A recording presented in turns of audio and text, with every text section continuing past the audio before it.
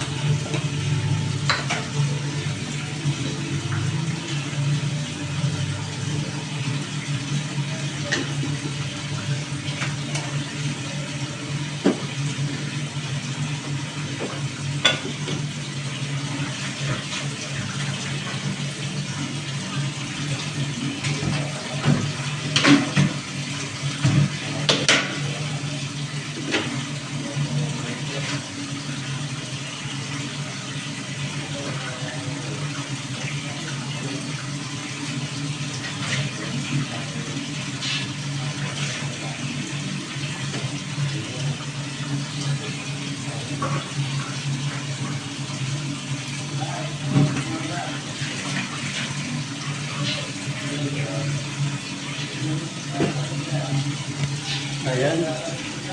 Mayroon tayong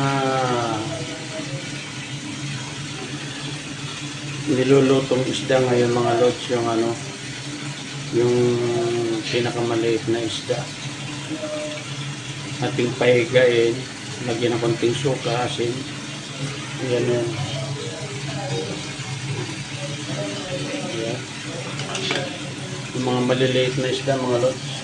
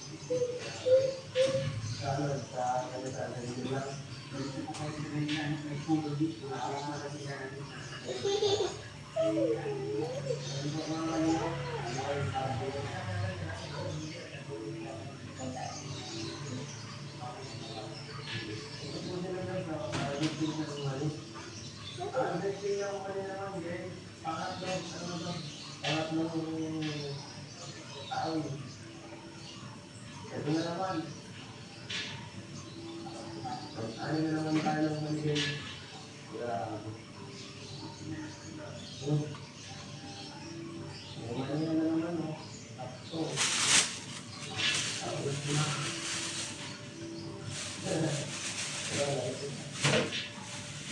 Wala to, 3, 4, 5, 5. Grabe. Kasi paggawa. Ha? Bakit? Ano connect dun sa pag-anong mali po? Ano connect?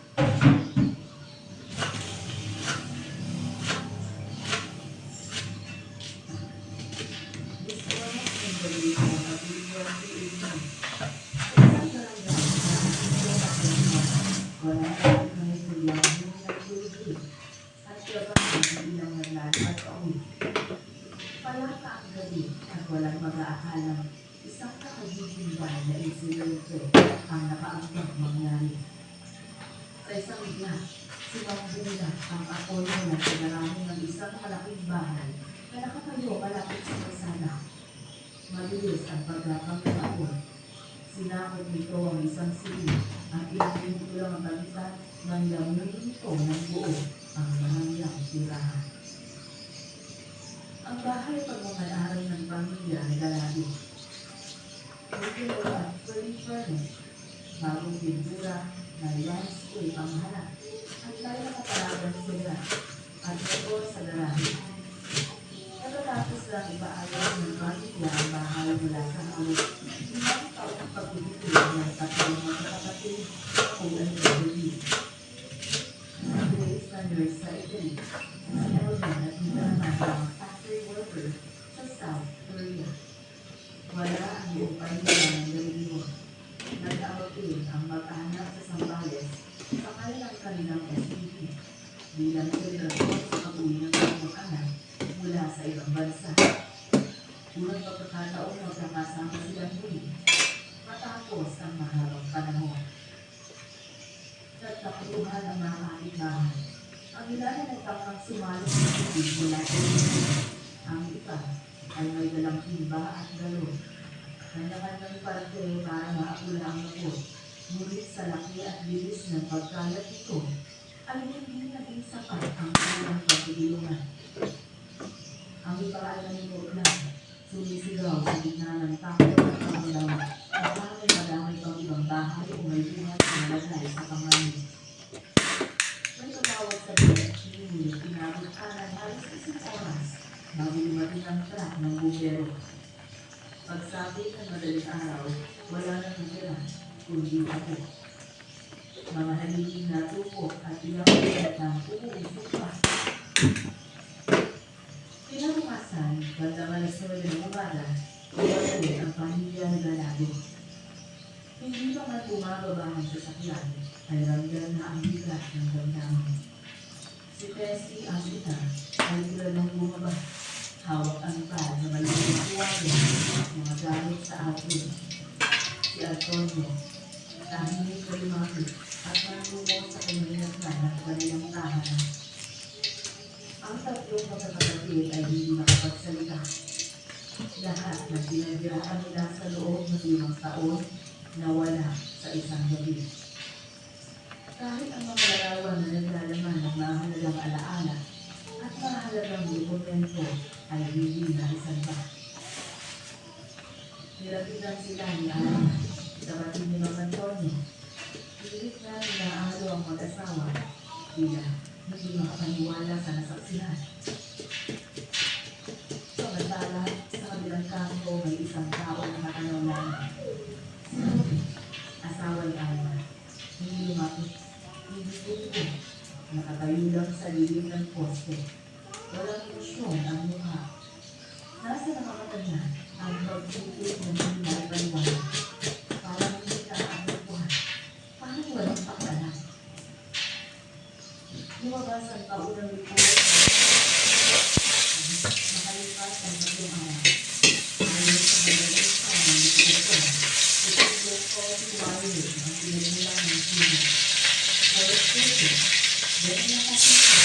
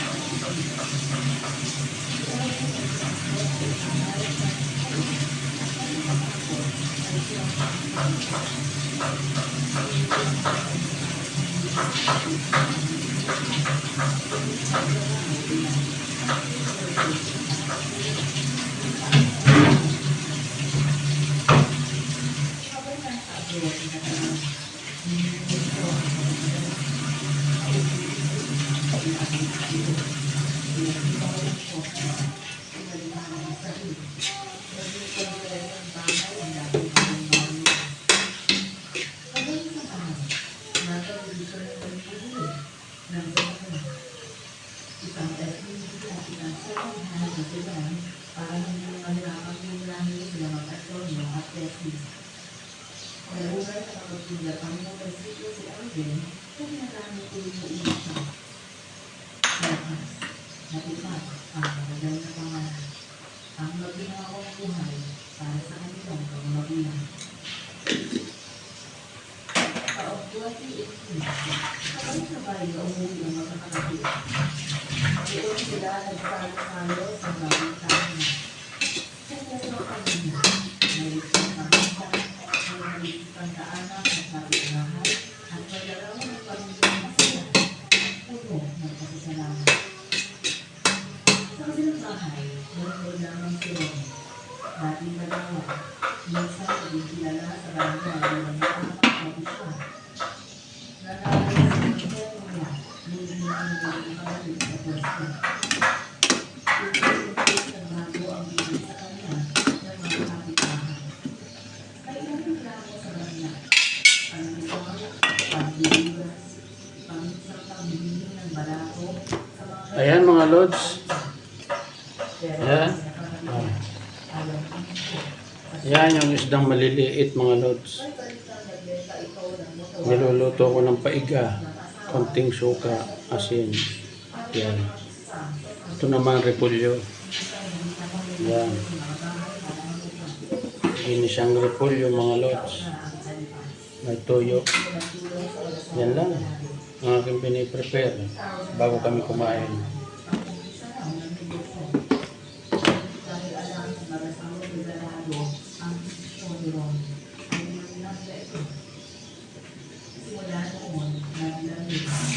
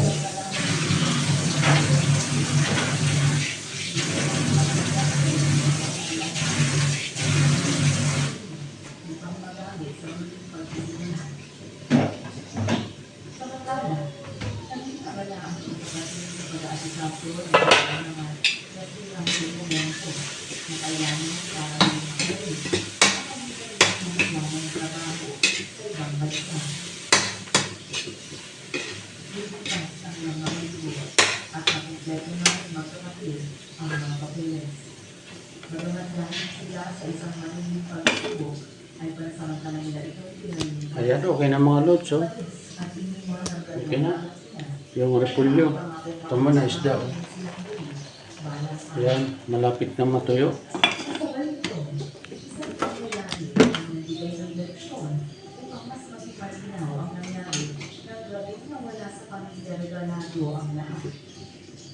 Makalipas lamang kasi ng isang linggo ay isang team ang lumipad. Sa isang evening session, kasama ni Romy ang katibang kalalakihan sa mga barangay na kapwa na nahihig sa saluhan. Ikaw Bisay, simple kwentuhan lang. Habang lumalas ang gabi at lumalakas ang pagkakaanay ay hindi nagbago ang tono ng isa. Sa gitna ng tawanan at diwan, may isang sandaling butugan ang hangin. Walang pasubalit, basta na lang lumabas sa bibig ni Romy ang pagkakataon. Isang lasing na kumpisan. Sinabi na nila sa aking pangalan nila. Ang tungkol sa utang ng kanilang ni Antonio at Tessie. Iwas ko na ang mga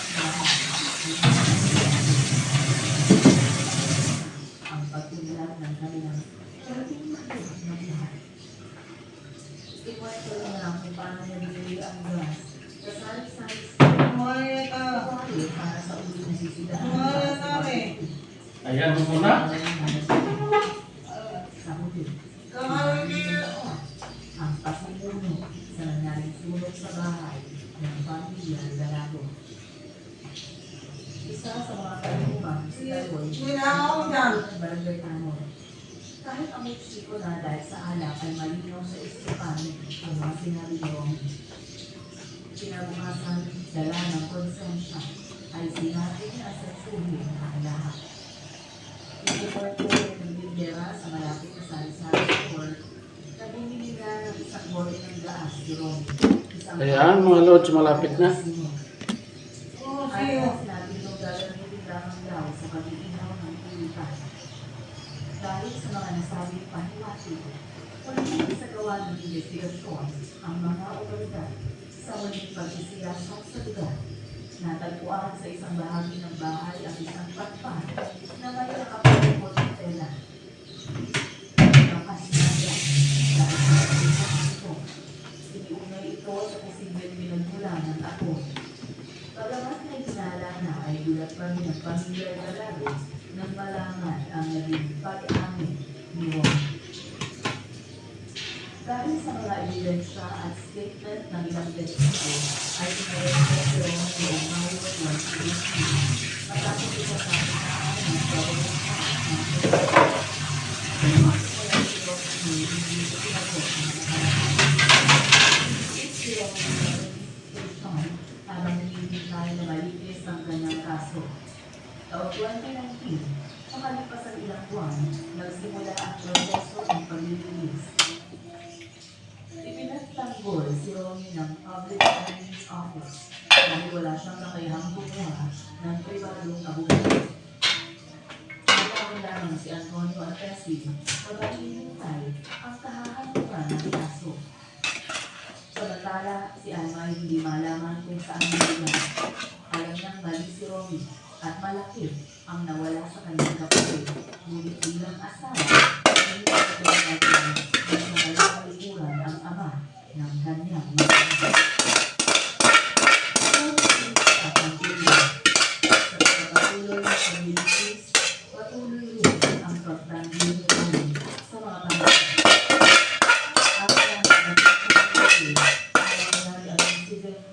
At wala ko pa siyang malinaw na alaala kung ano ang pumunta na gawa nito.